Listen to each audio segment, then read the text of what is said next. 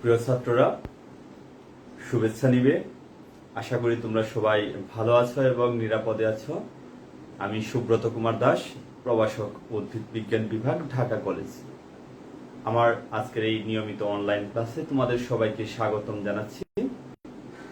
এছাড়াও যারা ক্লাসটি দেখছেন তাদের সবার প্রতি রইল আমার হৃদয়ের অন্তঃস্থল থেকে গভীর কৃতজ্ঞতা ও অভিনন্দন। আজকে আমি অনার্স 4th ইয়ারের প্লান্ট ব্রিডিং বা উদ্ভিদ সুপ্রজনন বিদ্যার উপর পাঠদান করব। আজকে আমার পাঠ্যক্রমের যে বিষয়বস্তু সেটি প্লান্ট ব্রিডিং এর 3 চ্যাপ্টার, প্লান্ট জেনেটিক রিসোর্স, যা আমরা বলে থাকি জার্ম প্লাজম বলে থাকি। তো আমরা সেই প্লান্ট জেনেটিক রিসোর্স বা জার্ম প্লাজম সম্পর্কে আজকে জানার চেষ্টা করব। এই ক্লাসটি অবশ্যই তোমাদের জন্য গুরুত্বপূর্ণ, আশা করি তোমরা উপভোগ করবে। এছাড়াও বুঝতে যদি কোথাও অসুবিধা হয় আমার ইনবক্সে টেক্সট করবে। তো প্রিয় ছাত্ররা, তাহলে আমরা শুরু করতে যাচ্ছি প্লান্ট জেনেটিক রিসোর্স। তাহলে প্লান্ট জেনেটিক রিসোর্সের শুরুতে আমরা এই প্লান্ট জেনেটিক রিসোর্স বা জার্ম প্লাজম কাকে বলে সেই জার্ম প্লাজমের বা প্লান্ট জেনেটিক রিসোর্সের ডেফিনেশন সম্পর্কে আমরা জানব।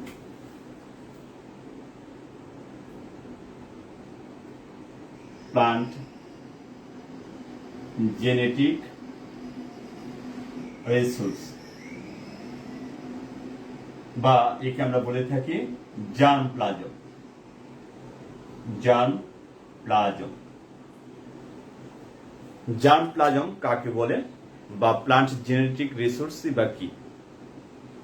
যদি কোনো ফসলের উন্নয়ন কল্পে উদ্ভিদ প্রজাতি, কোনো ফসলের উন্নয়ন কল্পে বা উন্নয়নে উদ্ভিদ প্রজাতি অর্থাৎ প্লান্ট স্পেসিস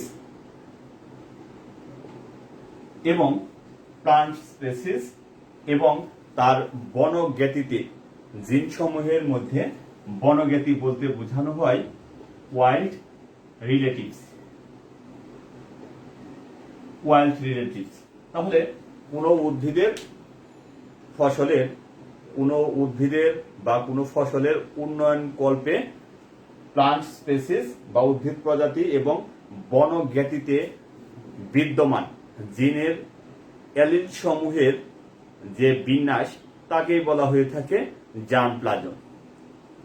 সংজ্ঞাটি আমি আবার বলছি, কোনো ফসলের উন্নয়ন কল্পে উদ্ভিদ প্রজাতি এবং তার বনজ্ঞাতিতে বিদ্যমান জিনের অ্যালিল সমূহের যে বিন্যাস বা সমাবেশ তাকেই বলা হয়ে থাকে জার্ম প্লাজম বা প্লান্ট জেনেটিক রিসোর্স। এই জার্ম প্লাজমকে আমরা অন্যভাবে বলতে পারি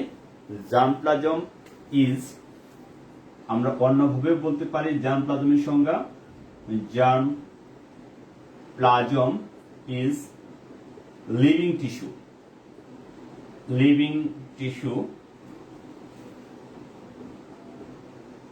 which can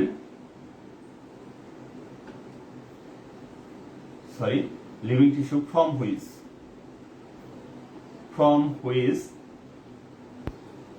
new plant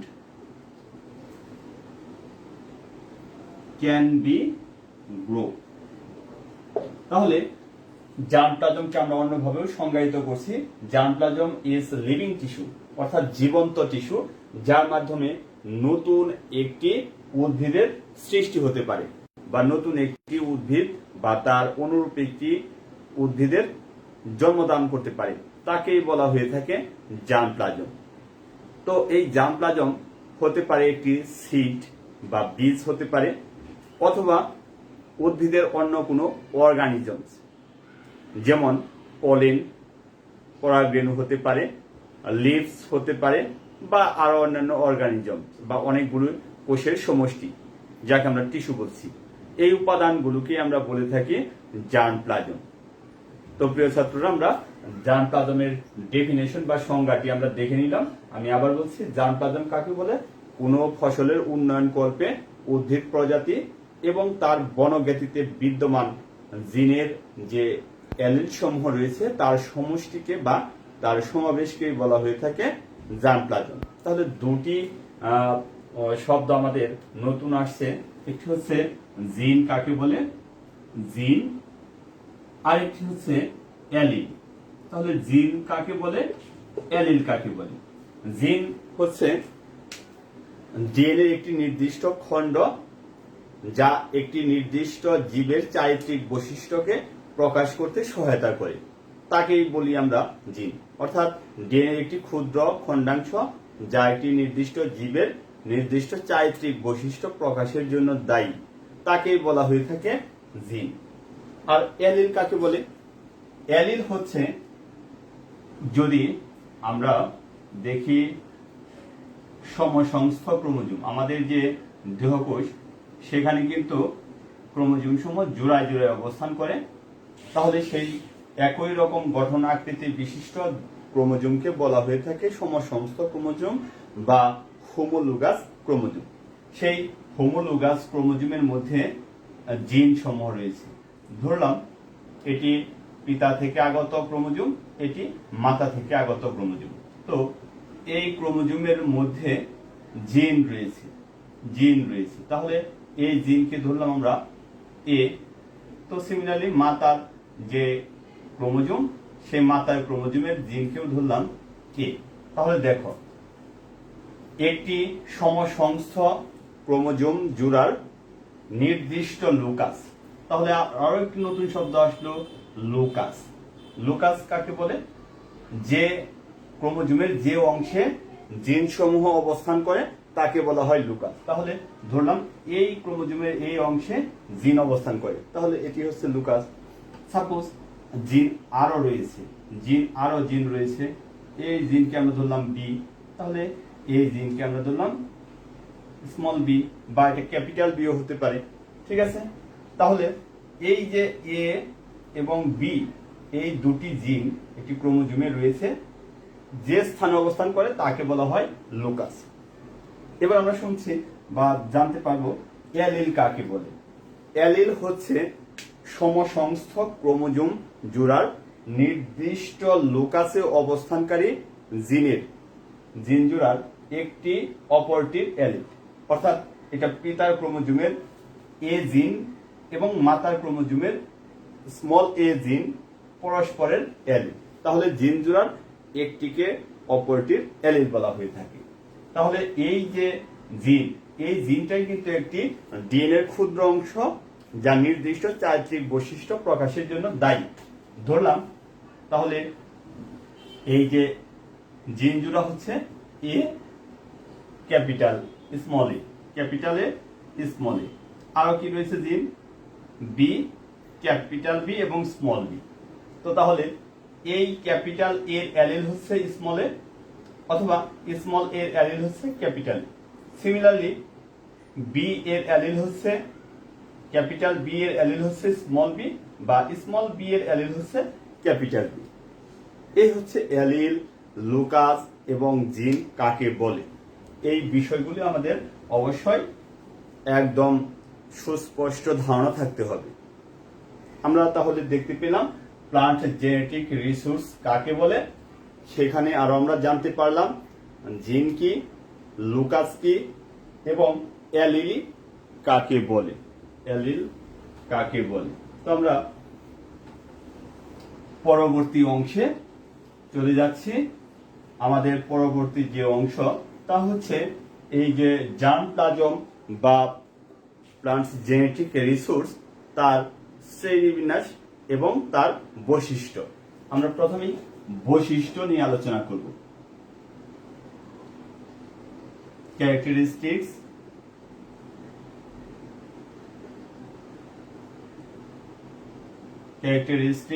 of germplasm. জার্মপ্লাজমের বৈশিষ্ট্য কি? জার্মপ্লাজমের বৈশিষ্ট্য হচ্ছে এই জার্মপ্লাজম সমূহ গ্যামেটের মাধ্যমে বা জনন কোষের মাধ্যমে এক উদ্ভিদ হতে অন্য উদ্ভিদে, তাহলে এখানে গ্যামেট লিখতে পারি আমরা, গ্যামেট, সংক্ষেপে আমরা লিখব গ্যামেট। প্লান্ট, এক প্লান্ট থেকে আরেক প্লান্টের মধ্যে বা এক উদ্ভিদ হতে আরেক উদ্ভিদে স্থানান্তরিত হতে পারে। সংজ্ঞাটা আমি আবার বলছি, জার্মপ্লাজম বা প্লান্ট জেনেটিক রিসোর্স গ্যামেটের মাধ্যমে এক উদ্ভিদ হতে আরেক উদ্ভিদে স্থানান্তরিত হতে পারে, ট্রান্সফার হতে পারে। 2 নম্বর বৈশিষ্ট্য, এটা genetical material. Genetic material, genetic materials অর্থাৎ জার্মপ্লাজম সমূহ হচ্ছে কৌলিক বস্তু বা বংশানুসৃত দ্রব্য বা উপাদান। তাহলে প্লান্ট জেনেটিক রিসোর্স হচ্ছে জেনেটিক্যাল মেটেরিয়াল, বংশগতীয় উপাদান। এই বংশগতীয় উপাদান অবশ্যই কি বংশানুসৃত, অর্থাৎ এক বংশ থেকে আরেক বংশে স্থানান্তরিত হতে পারে, যেটা আমরা প্রথম অংশে আলোচনা করেছি। এরপরে যে অংশ, এই জার্মপ্লাজম প্লান্ট ডেভেলপমেন্টের ক্ষেত্রে ব্যবহৃত হয়। প্লান্ট ডেভেলপ অর্থাৎ উদ্ভিদের উন্নয়নের ক্ষেত্রে বা ফসলের উন্নয়নের ক্ষেত্রে এই জার্মপ্লাজম বা প্লান্ট জেনেটিক রিসোর্স সমূহ ব্যবহৃত হয়ে থাকে। এরপরে যে বৈশিষ্ট্য, সেটি হচ্ছে কনজারভেশন বা সংরক্ষণ। কনজারভেশন বা সংরক্ষণ, প্লান্ট জেনেটিক রিসোর্স বা জার্মপ্লাজম সমূহ যুগ যুগ ধরে সংরক্ষণ করা যায়। এছাড়াও এই প্লান্ট জেনেটিক রিসোর্স নির্দিষ্ট মেয়াদেও বা ভিন্ন ভিন্ন মেয়াদেও সংরক্ষণ করা যায়। আমরা সেই সংরক্ষণের পদ্ধতি সমূহ পরবর্তীতে পড়ব। এখানে আমরা শুধু তার ক্যারেক্টারিস্টিক সমূহ আলোচনা করলাম। তাহলে আমরা কয়টি বৈশিষ্ট্য পেলাম? একটি বৈশিষ্ট্য হচ্ছে গ্যামেট, অর্থাৎ এই প্লান্ট জেনেটিক রিসোর্স গ্যামেটের মাধ্যমে বা জনন কোষের মাধ্যমে এক উদ্ভিদ হতে অন্য উদ্ভিদে স্থানান্তরিত হতে পারবে। এই জার্মপ্লাজম সমূহ বংশগতীয় উপাদান যা বংশানুসৃত দ্রব্য। প্লান্ট ডেভেলপ, উদ্ভিদ উন্নয়নের জন্য বা ফসল উন্নয়নের জন্য এই জার্মপ্লাজম ব্যবহৃত হয়ে থাকে। এবং কনজারভেশন বা সংরক্ষণ, এই জার্মপ্লাজম সমূহ আমরা সংরক্ষণ করতে পারি, সেই যুগ যুগ ধরে সংরক্ষণ করতে পারি, অথবা ভিন্ন ভিন্ন যে মেয়াদ রয়েছে সেই মেয়াদেও আমরা প্লান্ট জেনেটিক রিসোর্স বা জার্মপ্লাজম সংরক্ষণ করতে পারি। এবার জার্মপ্লাজমের ক্লাসিফিকেশন আমরা দেখব। শ্রেণীবিন্যাস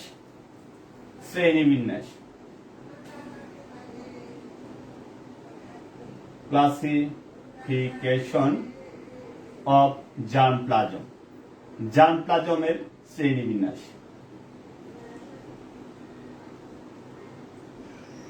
জার্মপ্লাজমকে প্রথমেই দুটি ভাগে ভাগ করা হয়ে থাকে।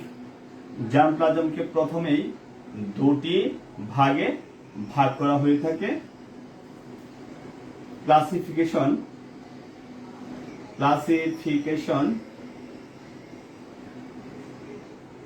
on the based on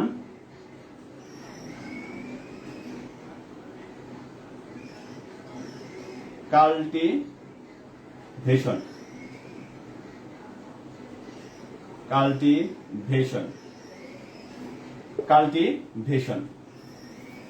তাহলে একে আমরা 1 নাম্বার দিব। আরেকটি হচ্ছে on the based on classification on the based on source। তাহলে একটি হচ্ছে কাল্টিভেশন বা উৎপত্তি, কাল্টিভেশন বা আবাদের করণের উপর ভিত্তি করে শ্রেণীবিন্যাস রয়েছে।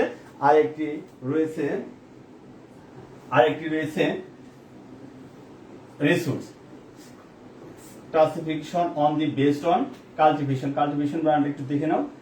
বেসড অন কাল্টিভেশন বা আবাদীকরণের উপর ভিত্তি করে শ্রেণীবিন্যাস, classification on the based on resource বা সোর্স। তাহলে আবাদীকরণের উপর ভিত্তি করে এই জার্মপ্লাজমকে আরো দুটি ভাগে ভাগ করা হয়। একটি হচ্ছে, একটিকে আমরা বলবো কাল্টিভেটেড,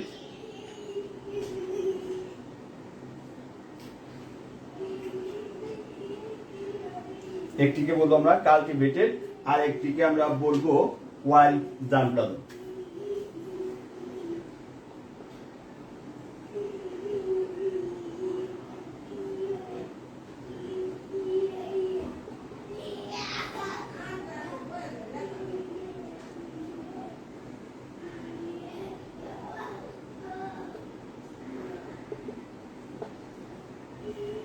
তেমনি এই ক্লাসিফিকেশন বেসড অন সোর্সকেও আমরা দুটি ভাগে ভাগ করতে পারি।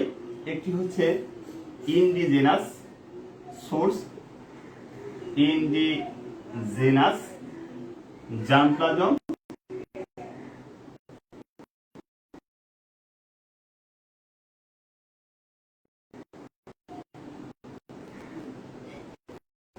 দুই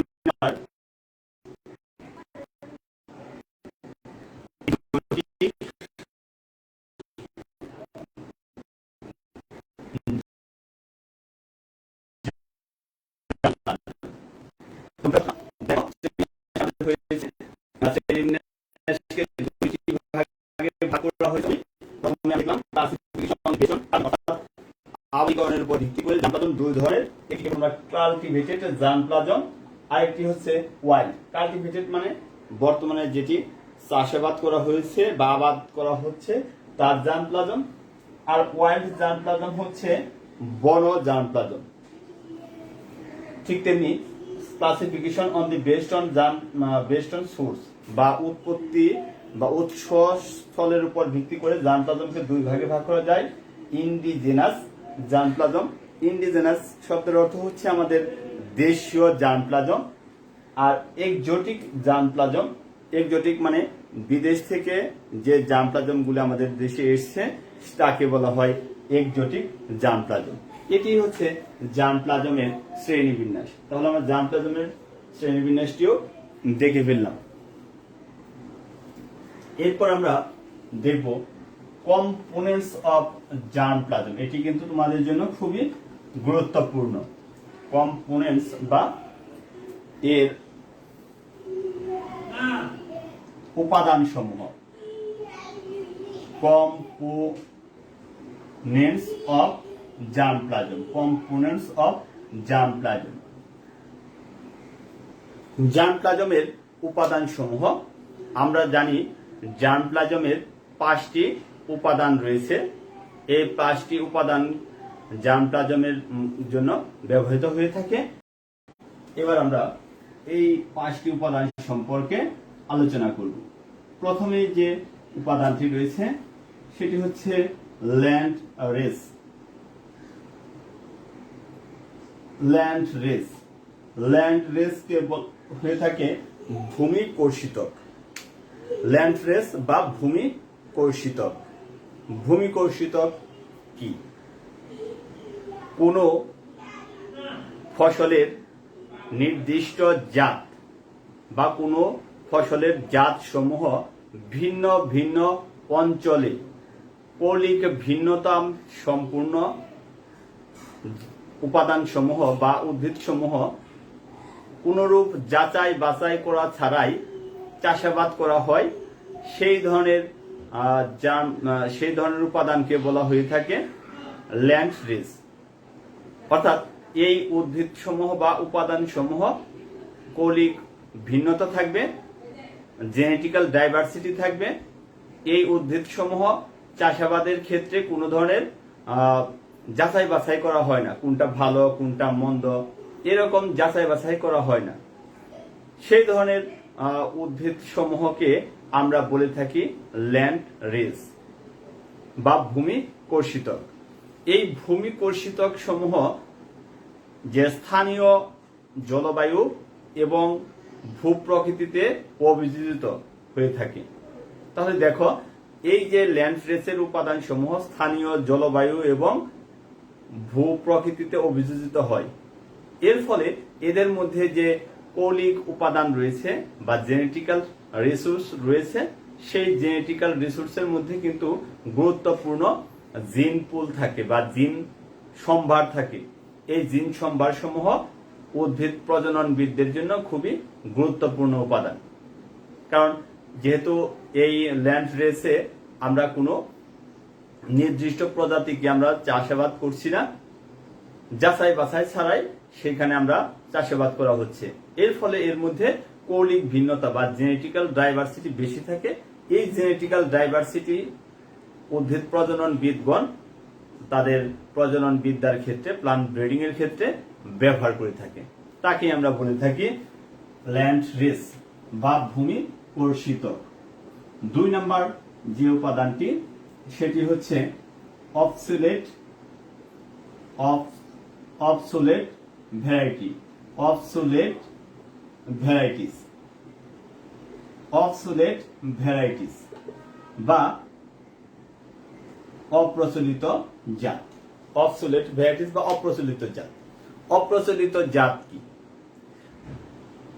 যে জাত সমূহ যথাযথ উদ্ভিদ প্রজনন বিদ্যার মাধ্যমে উদ্ভাবিত হয়েছিল এবং তা ব্যাপকভাবে চাষাবাদ করাও হয়েছিল, কিন্তু বর্তমানে সেই উদ্ভিদ সমূহ বা ফসলের জাত সমূহ আর তেমন ব্যবহার করা হয় না।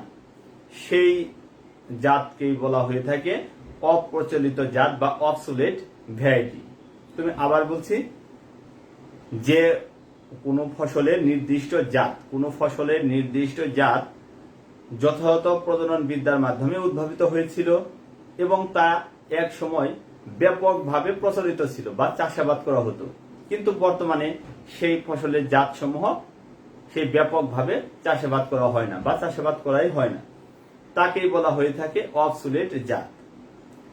এই অবসোলেট বা অপ্রচলিত জাত সমূহের মধ্যে যে জিনের বৈশিষ্ট্য বা বাঞ্ছিত বৈশিষ্ট্য রয়েছে, অর্থাৎ কাঙ্ক্ষিত বৈশিষ্ট্য আছে, কিন্তু এই অপ্রচলিত জাতের মধ্যে কয়েকটি দুর্বল কৃষিতাত্ত্বিক বৈশিষ্ট্য থাকার কারণে। দুর্বল কৃষিতাত্ত্বিক বৈশিষ্ট্য কি? হয়তো তুমি চাচ্ছ যে প্লান্টটি খাটো হোক, দেখা গেল সে প্লান্টটি বড় হয়ে গেছে। যদি বড় হয়ে যায় তাহলে নেতিয়ে পড়ে, তাহলে আমরা ফসল ফলাতে আমাদের সমস্যা হয়, ফসল সংগ্রহ করতে সমস্যা হয়, ফসল ঝরে পড়ে। এই রকম 2-1টি যদি কৃষিতাত্ত্বিক দুর্বলতা থাকে, তার কারণেই এই জাতটি আর ব্যাপকভাবে চাষাবাদ করা হচ্ছে না। সেই ধরনের জাতকে আমরা বলে থাকি অবসোলেট ভ্যারাইটিস। তো আমরা অবসোলেট ভ্যারাইটিস এর কিছু উদাহরণ দিতে পারি। গমের ক্ষেত্রে যেমন K56, K68, PH591 এবং NP সিরিজের বিভিন্ন জাত, যা এখনো কোনো এলাকায় চাষাবাদ করে আসছে, কোনো এলাকায়, ব্যাপকভাবে না। তাহলে এই গমের জাত সমূহ কোনো এলাকায় চাষাবাদ করে আসছে, সব জায়গায় না। সেই জন্য এই সমস্ত জাত সমূহকে বলে থাকি অবসোলেট ভ্যারাইটিস বা অপ্রচলিত জাত। এরপর আমরা পরবর্তী যে কম্পোনেন্টস, সে পরবর্তী কম্পোনেন্টস সম্পর্কে আমরা জানবো। পরবর্তী কম্পোনেন্টস হচ্ছে প্রচলিত জাত বা কাল্টিভেটেড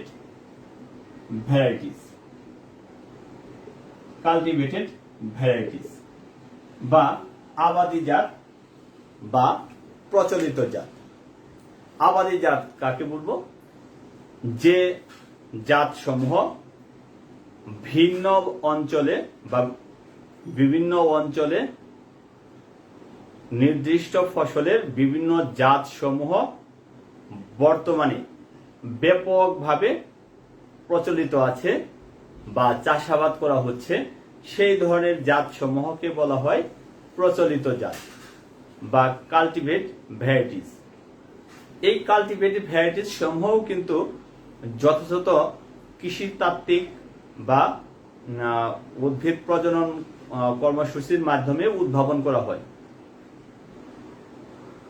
উদ্ভিদ প্রজনন করা হওয়ার ফলে এই জাতগুলি যদি আবার কোনো কৃষিতাত্ত্বিক দুর্বলতা হয়, তখন কিন্তু সেটা এই অক্সিলেট ভ্যারাইটিতে চলে যাবে। যেহেতু এই জাতসমূহ যথাযথ কৃষিতাত্ত্বিক কর্মসূচির মাধ্যমে বা প্রজনন বিদ্যা কর্মসূচির মাধ্যমে উদ্ভাবন করা হয়েছে, তাই এর মধ্যে কোনো ধরনের ওই কৃষিতাত্ত্বিক দুর্বলতা নাই। সেই জন্যই কিন্তু ব্যাপকভাবে বিভিন্ন অঞ্চলে চাষাবাদ করা হয়ে আসছে। তাহলে আমাদের আরেকটু জানতে হবে বা প্রকৃতপক্ষে এরা কি। প্রকৃতপক্ষে এরা হচ্ছে একই ফসলের বিভিন্ন জার্মপ্লাজম সংগ্রহের ফলে যে একই ধরনের সংকরায়ন, জার্মপ্লাজম সংগ্রহের ফলে একই গুণগত মান এবং একই ফলনশীল উদ্ভিদ গোষ্ঠী, অর্থাৎ একটি ফসলের বিভিন্ন জার্মপ্লাজম সংগ্রহ করা হবে, তাই একটি উদ্ভিদের মধ্যে বা গোষ্ঠীর মধ্যে স্থানান্তরিত করা হবে। এর ফলে যে উদ্ভিদ সমূহ পাওয়া যায় তা কি হবে, ফলনশীলতা এবং গুণগত মান একই ধরনের হয়। সেই জন্য এই জাতসমূহ চাষাবাদ করা হয়েছে, কারণ এর ফলন এবং এই বৈশিষ্ট্যকে কাজে লাগিয়ে এই কাল্টিভেটেড ভ্যারাইটি থেকে জিন পুল বা জিন সম্ভারের উৎকৃষ্ট উৎস হিসেবে ব্যবহৃত করে থাকেন। আর এই জন্য এই কাল্টিভেটেড ভ্যারাইটিস ব্যাপকভাবে বিভিন্ন অঞ্চলে ব্যবহার করা হয়। তাহলে এটি হচ্ছে কাল্টিভেটেড ভ্যারাইটিস। এর পরবর্তীতে যে উপাদানটি রয়েছে সেই উপাদানটি হচ্ছে breeding line. Breeding lines, breeding লাইন্সকে আমরা বলে থাকি পপুলেশনও বলে থাকি, পপুলেশন, ব্রিডিং লাইন্স বা পপুলেশন। ব্রিডিং লাইন্স হচ্ছে যে উদ্ভিদ গোষ্ঠীতে বা ফসলের জাত সমূহে প্রায় একই ধরনের বা সমসত্ত্বীয় কৌলিক গুণাবলী রয়েছে, অর্থাৎ প্রায় হোমোজাইগাস জেনেটিক্যাল মেটেরিয়ালস পাওয়া যায়, সেই উদ্ভিদ গোষ্ঠীকেই বলা হয়ে থাকে ব্রিডিং লাইন বা পপুলেশনস। এই ব্রিডিং লাইন্স বা পপুলেশনের উৎকৃষ্ট উদাহরণ হচ্ছে মিউট্যান্ট লাইন্স। বিভিন্ন ধরনের মিউট্যান্ট লাইন্স রয়েছে, mutant lines, transgenic lines, transgenic lines. এছাড়াও রয়েছে local homozygous line, homozygous lines. এই লাইন সমূহকে আমরা বলে থাকি ব্রিডিং লাইন্স। তাহলে এখানে সমসত্ত্বীয় কৌলিক উপাদান যেহেতু উপস্থিত, সেই জন্য উদ্ভিদ প্রজনন বিদগণ এখান থেকে জিন সম্ভারের বা জিন পুলের অ্যাক্টিভ উৎস হিসেবে পরিগণিত হয়, কারণ এখানে বিভিন্ন ধরনের অ্যালিলের সমাবেশ রয়েছে। সেই জন্য একে জিন পুল হিসেবে ব্যবহৃত করে থাকেন প্রজননবিদগণ। এর পরবর্তী যে উপাদান সেটিকে আমরা বলে থাকি wild fronts. Wild fronts and relatives. Wild fronts and relatives. Wild fronts and relatives. Wild fronts and relatives অর্থাৎ বনগঠন এবং বনজ্ঞাতি। বনগঠন কাকে বলে?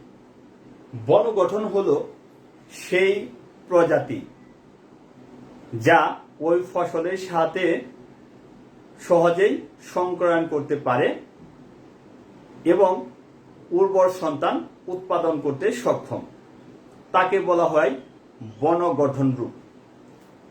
আর বনজ্ঞাতি কাকে বলে? বনজ্ঞাতি হচ্ছে সেই ফসলের প্রজাতি যা ওই ফসলের পূর্বপুরুষের সাথে বিবর্তনিকভাবে সম্পর্কিত, তাকে বলা হয়ে থাকে বনজ্ঞাতি। তাহলে বন গঠনরূপ এবং বনজ্ঞাতির মধ্যে কিন্তু পার্থক্য রয়েছে। আমি আবার বলি, বন গঠনরূপ কি? বন গঠনরূপ হচ্ছে বন প্রজাতি যা ওই প্রজাতির উদ্ভিদ সমূহের মধ্যে সরাসরি সংক্রমণ করতে পারবে এবং উর্বর সন্তান উৎপাদন করতে সক্ষম, তাকেই বলা হয় বন গঠনরূপ। এবং বনজ্ঞাতি হচ্ছে সেই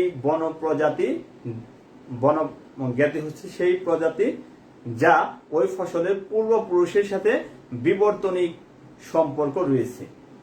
সেই জন্য উদ্ভিদ উন্নয়নে কোনো ফসলের সংকরণের ক্ষেত্রে বনজ্ঞাতি বন গঠন রূপের তুলনায় অধিক সমস্যা সংকুল।